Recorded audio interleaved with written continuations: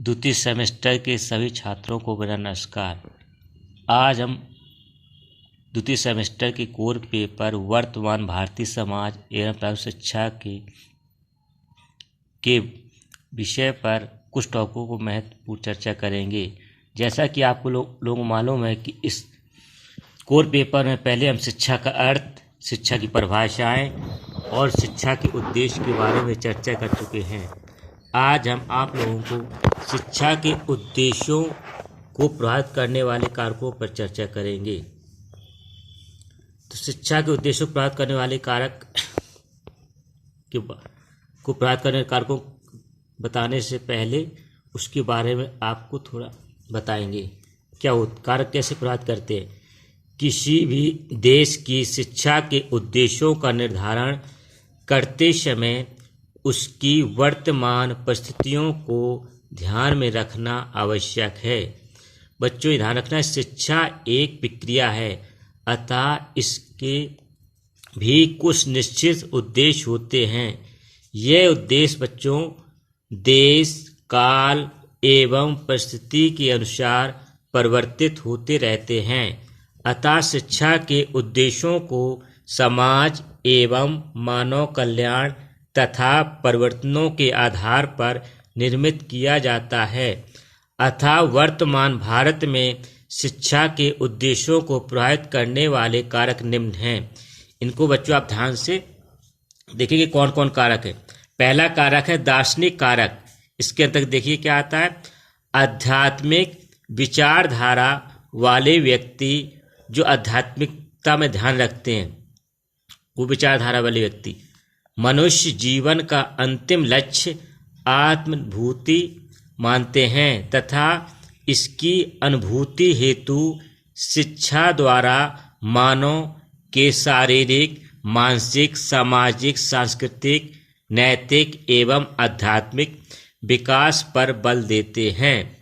यानी ये लोग आध्यात्मिकता पर ज़्यादा बल देते हैं, भौतिकता को नहीं मानते हैं। नेक्स्ट आता है पॉइंट समाजशास्त्री कारक।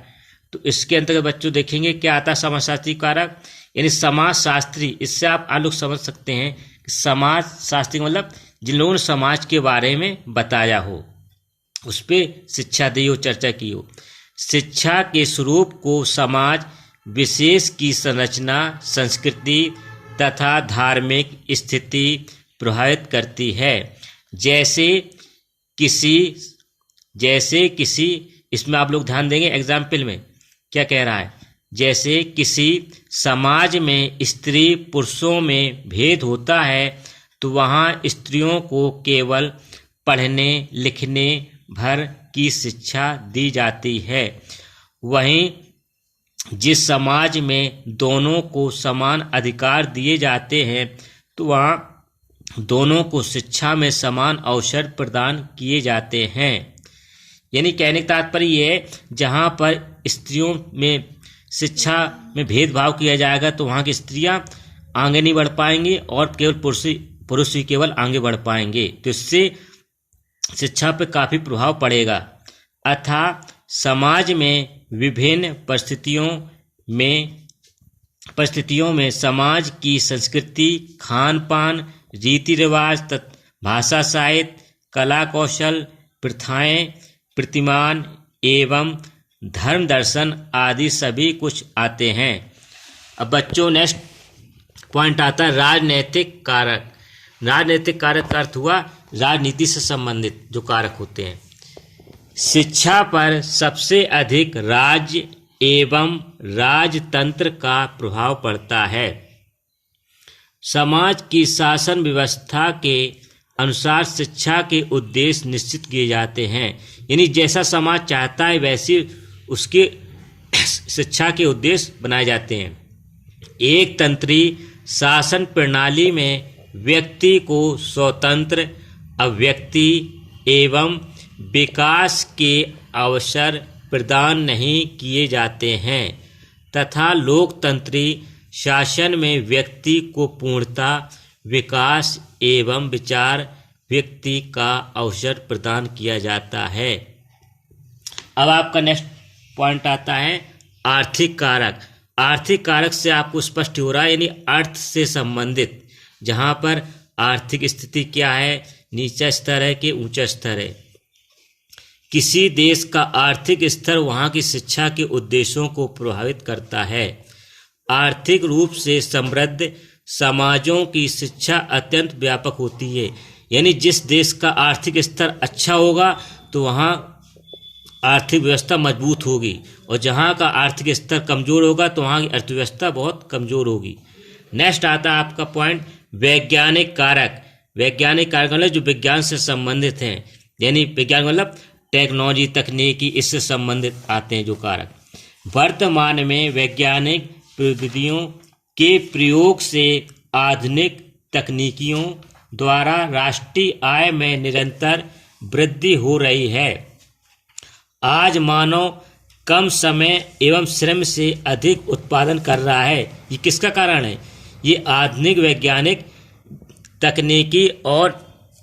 तकनीकी का जो विकास किया है मानव ने, उसके कारण व्यक्ति कम समय में अधिक उत्पादन कर पा रहा है।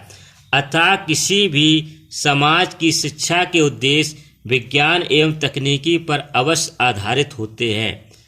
अब नेक्स्ट पॉइंट आता है मनोवैज्ञानिक कारण। मनोवैज्ञानिक कारण से आप लोग समझ रहे होंगे, यानी मनोवैज्ञानिक यानी व्यक्ति की मानसिकता कैसी है, ये चीज़ें कैसी हैं, सामाजिक क्या ध्यान रखता है, इन चीज़ों से संबंधित जो कारक होते हैं। मनोविज्ञान के द्वारा व्यक्ति की मानसिक, सामाजिक एवं संवेगात्मक विकास का अध्ययन किया जाता है। इससे यह ज्ञात होता है कि कोई भी दो बच्चों या बच्चे समान नहीं होते, अतः आज यानी बच्चे समान नहीं होते, उनमें शारीरिक या सामाजिक या संवेगात्मक किसी न किसी प्रकार से अलग रहेंगे। किसी की बुद्धि कम होगी, किसी की ज़्यादा होगी। कभी भी दो भी जुड़वा, अगर कोई दो जुड़वा भी बच्चे होते हैं वो भी एक समान नहीं होते हैं, उनमें भी शारीरिक, मानसिक या संवेगात्मक या बुद्धि अलग अलग होती है। अतः आज शिक्षा का प्रमुख उद्देश्य बालक के आवश्यकता एवं उसकी मनोवैज्ञानिक क्षमताओं के अनुरूप ज्ञान प्रदान किया जाता है। यानी हमें पहले ये परखना चाहिए कि बालक किस योग्य है, यानी बालक हमसे क्या चाहता है, किस प्रकार शिक्षा। अगर किसी बालक का मन खेल कूद में लग रहा है तो उसे खेल वाली शिक्षा देनी चाहिए। अगर उसका मैथ में, गणित में मन लग रहा है तो उसे मैथ की शिक्षा देनी चाहिए। ये नहीं उसका खेल में मन लग रहा है और जबरदस्ती उसको मैथ पढ़ाया जाए, यानी उसको इंजीनियरिंग बनाया जाए। यानी शिक्षा में थोपनी नहीं चाहिए। शिक्षा ऐसी हो जो बालक के अनुसार दी जाए, जिसमें वो उसको ग्रहण करके आगे बढ़ सके। इसके साथ ही नमस्कार। नेक्स्ट ऑडियो वीडियो में हम फिर से आपसे मिलेंगे।